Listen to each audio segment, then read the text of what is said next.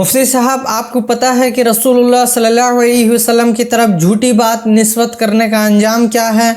اس لیے اللہ کے رسول فرائض مختصر پڑھاتے تھے، فرضوں کے درمیان 2 سجدوں کے اندر تسبیحات نہیں پڑھتے تھے، فرضوں کے درمیان 2 سجدوں کے اندر تسبیحات نہیں پڑھتے تھے، فرضوں کے درمیان 2 سجدوں کے اندر تسبیحات نہیں پڑھتے تھے۔ مفتی صاحب بتاتے ہیں کہ رسول اللہ صلی اللہ علیہ وسلم 2 سجدوں کے درمیان فرض میں دعا نہیں پڑھتے تھے، جبکہ میں ابھی ثابت کروں گا رسول اللہ صلی اللہ علیہ وسلم دعا پڑھتے تھے۔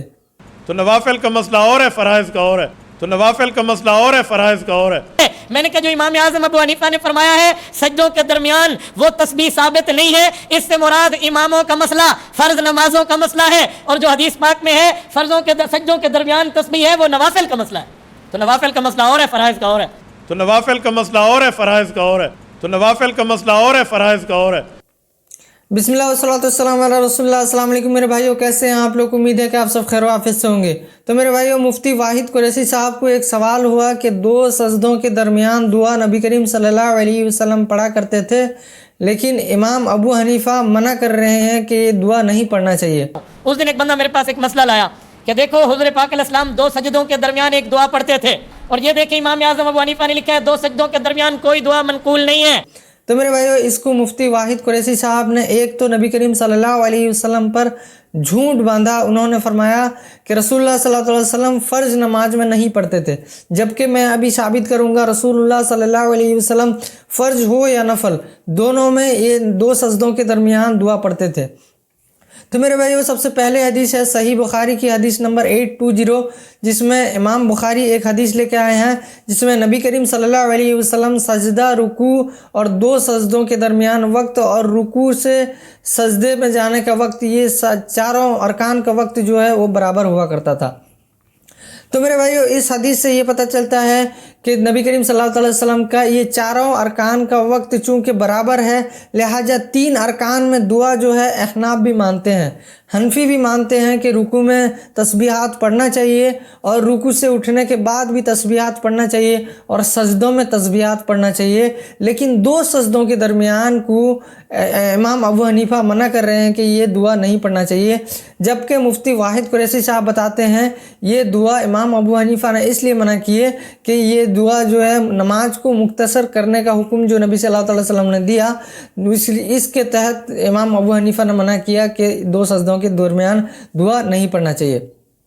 تو میرے بھائیوں، میں یہاں پہ اور ایک حدیث آپ کو بتا دیتا ہوں کہ نبی کریم صلی اللہ تعالیٰ علیہ وسلم نے امام کو نماز کو مختصر کرنے کا حکم دیا، اس لیے کیونکہ جو مقتدی ہوتے ہیں، کئی بار ایسا ہوتا ہے مقتدی جو ہے کوئی بوڑھے ہوتے ہیں اور بیمار ہوتے ہیں، کوئی پہلے جو ہے ماں اپنے بچوں کو بھی ساتھ لے کے نماز پڑھنے کے لیے آتی تھی، لہٰذا اس کے لیے نبی کریم صلی اللہ علیہ وسلم نے امام کو مختصر قرأت کرنے کا حکم دیا، تسبیحات نہیں، نماز کو مختصر کرنے کا حکم دیا۔ اس کا مطلب قرأت کو مختصر کرنے کا حکم دیا۔ اگر نماز کو مختصر کرنے کا حکم دیتے، اس کا مطلب تسبیحات کو اگر مختصر کرنے کا حکم دیتے تو تسبیحات کے لیے بھی الفاظ آتا کہ تسبیحات کو بھی مختصر کرو۔ یہاں پر مفتی صاحب نے اور ایک بات بتایا کہ مفتی صاحب نے بتایا کہ نبی کریم صلی اللہ علیہ وسلم فرض نماز میں دعا نہیں پڑھتے تھے۔ تو میرے بھائیو، یہاں پہ یہ حدیث ہے صحیح بخاری کی 821 نمبر حدیث ہے، جو میں آپ کو پڑھ کے سناتا ہوں۔ یہ حدیث جو ہے امام بخاری نے یہ جو باب میں لے کے آئے، وہ باب کا نام ہے 2 سجدوں کے بیچ بیٹھنے کا بیان، یعنی 2 سجدوں کے بیچ میں جو بیٹھنے کا بیان ہے، اس میں امام بخاری یہ حدیث لے کے آئے ہیں۔ یہ حدیث جو ہے میرے بھائیو، یہ حدیث ہے صحیح بخاری کی 821 نمبر حدیث ہے، جس میں انس بن مالک رضی اللہ تعالیٰ عنہ نے نماز پڑھائی، مطلب کہ نماز پڑھائی، اس میں اس کا ذکر ہے۔ تو میرے بھائیو، میں اس کے پہلے جو 820 نمبر حدیث آپ کو بتایا کہ نبی کریم صلی اللہ علیہ وسلم کا چاروں ارکان کا جو وقت ہوتا تھا وہ برابر ہوتا تھا، یعنی رکوع کا اور سجدے کا، قومے کا، جلسے کا، رکوع کا جتنا وقت ہوتا تھا اور رکوع سے اٹھنے کے بعد یعنی قومے کا بھی اتنا ہی وقت ہوتا تھا، اور سجدے کا اتنا ہی وقت ہوتا تھا، اور 2 سجدوں کے درمیان جو جلسہ ہوتا تھا اس کا بھی اتنا ہی وقت ہوتا تھا۔ تو اس حدیث میں نبی کریم صلی اللہ علیہ وسلم کا جو نماز کا طریقہ ہے وہ انس بن مالک رضی اللہ تعالیٰ عنہ تابعین کو نماز پڑھاتے ہیں۔ انس بن مالک رضی اللہ تعالیٰ عنہ فرماتے ہیں کہ میں نے جس طرح نبی کریم صلی اللہ علیہ وسلم کو نماز پڑھتے ہوئے دیکھا تھا، بالکل اسی طرح تم لوگوں کو نماز پڑھاتے میں کسی قسم کا کوئی کمی نہیں چھوڑتا۔ تو میرے بھائی یہاں پہ انس بن مالک رضی اللہ تعالیٰ عنہ فرماتے ہیں کہ میں نے اسی طرح نماز پڑھاتا ہوں تم لوگوں کو جیسا نبی کریم صلی اللہ علیہ وسلم ہم کو نماز پڑھایا کرتے تھے۔ تو تابعین بتاتے ہیں،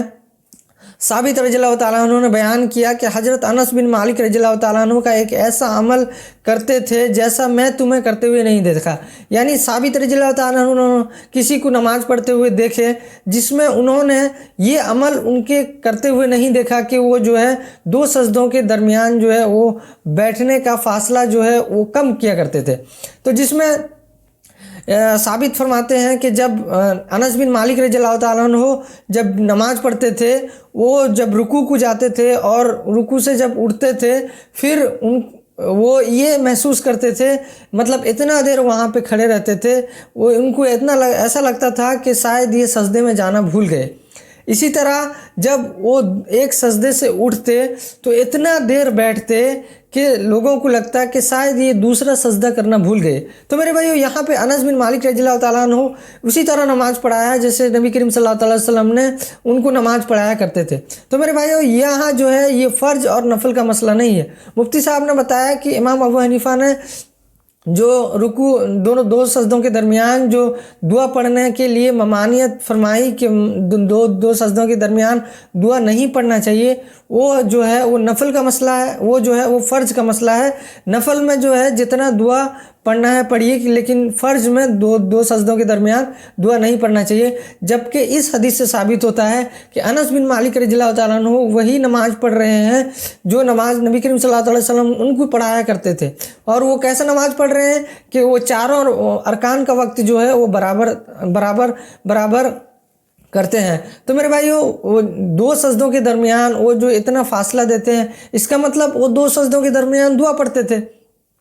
مفتی صاحب نے اور ایک بات کہا کہ 2 سجدوں کے درمیان جو ہے وہ دعا نہیں پڑھنا چاہیے فرض میں، جو حدیث کا انہوں نے حوالہ دیا، کہا کہ نبی کریم صلی اللہ علیہ وسلم نے حکم دیا کہ نماز کو مختصر کرو۔ تو میرے بھائی یہاں پہ میں آپ کو بتاتا تو چلوں کہ مفتی صاحب نے جو بتایا کہ نماز کو مختصر کرنے کا حکم دیا، انہوں نے بتایا کہ قرأت کو مختصر کرو اور تسبیحات کو مختصر کرو، تب سے تسبیحات کو چھوڑنے کا حکم نہیں دیا۔ نبی کریم صلی اللہ علیہ وسلم نے کہا کہ نماز کو مختصر کرو، یعنی تسبیحات کو مختصر کرنے کا حکم دیا۔ تو رسول اللہ صلی اللہ علیہ وسلم نے اماموں کو ترغیب دی کہ تم میں جب کوئی بندہ امام بن جائے تو ہلکی نماز پڑھائے، مختصر نماز پڑھائے، لمبی قراتیں نہ کرے، لمبی تسبیحات نہ پڑھے۔ اگر بھی وہ اس حدیث کو for the sake of argument مان لیا جائے، لیکن پھر بھی مفتی صاحب پھنستے ہیں، کیونکہ وہاں پہ نبی کریم صلی اللہ علیہ وسلم نے مختصر کرنے کا حکم دیا، چھوڑنے کا حکم نہیں دیا۔ اگر چھوڑنے کا حکم دیتے تو وہاں پہ حکم دیتے کہ 2 سجدوں کے درمیان کا دعا جو ہے آپ چھوڑ دیجئے، لیکن وہاں پہ مختصر کرنے کا حکم دیا۔ اگر مان بھی لیا جائے تو یہ چاروں ارکان کا جو دعا ہے، یہ ساروں کا دعا جو ہے وہ مختصر ہوگا، لہٰذا 2 سجدوں کے درمیان دعا پڑھیں گے لیکن مختصر پڑھیں گے، لیکن دعا کو چھوڑنے کا حکم نہیں دیا۔ اگر دعا کو چھوڑنے کا حکم دیتے تو بولتے کہ اس دعا کو جو ہے ترک کر دو یا اس دعا کو چھوڑ دیا جائے، لیکن مفتی صاحب نے یہاں پہ 2 نمبری کی، کہا کہ یہ جو فرض کا مسئلہ ہے، نماز کو مختصر کرنے کا حکم دیے ہیں، اس کے لیے اس دعا کو نہیں پڑھنا چاہیے۔ تو میرے بھائیو یہ دعا تو نہیں پڑھنا چاہیے، یہ تو ایک 2 نمبری مفتی صاحب کا ثابت ہوا۔ اور ایک بات مفتی صاحب نے بتایا کہ فرض نماز میں نبی کریم صلی اللہ علیہ وسلم نہیں پڑھتے تھے۔ تو میرے بھائیو میں یہاں پہ جتنے ساری احادیثیں آپ کو پیش کیا، اس سب سے ثابت ہوتا ہے کہ نبی کریم صلی اللہ علیہ وسلم نے فرض میں بھی دعائیں پڑھا کرتے تھے۔ ابھی میں آپ کو 3 احادیثیں ایکسٹرا دیتا ہوں جس میں یہ ثابت ہے نبی کریم صلی اللہ علیہ وسلم 2 سجدوں کے درمیان دعا پڑھا کرتے تھے۔ تو میرے بھائیو یہ نبی کریم صلی اللہ علیہ وسلم کی طرف انہوں نے جھوٹ باندھا اور ان پر توبہ اور استغفار لازم ہے، کیونکہ نبی کریم صلی اللہ علیہ وسلم کی طرف جو جھوٹ باندھتا ہے وہ اپنا ٹھکانہ جہنم میں بنا لے۔ تو میرے بھائیو اللہ سبحانہ و تعالیٰ سے دعا ہے جو بات میں نے حق کہی اس کو سن کر عمل کرنے کی توفیق عطا فرمائے، جو بات غلطی سے جذبات میں میرے زبان سے نکل گئی اللہ تعالیٰ اس کو ہمارے دلوں سے معاف کر دے، ہم کو قرآن و سنت پر عمل کرنے والا بنائے۔ سبحان ربک رب العزت عما یصفون والسلام علی المرسلین والحمد للہ رب العالمین۔ اگر آپ ہمارے چینل میں نئے ہیں تو سبسکرائب ضرور کیجیے۔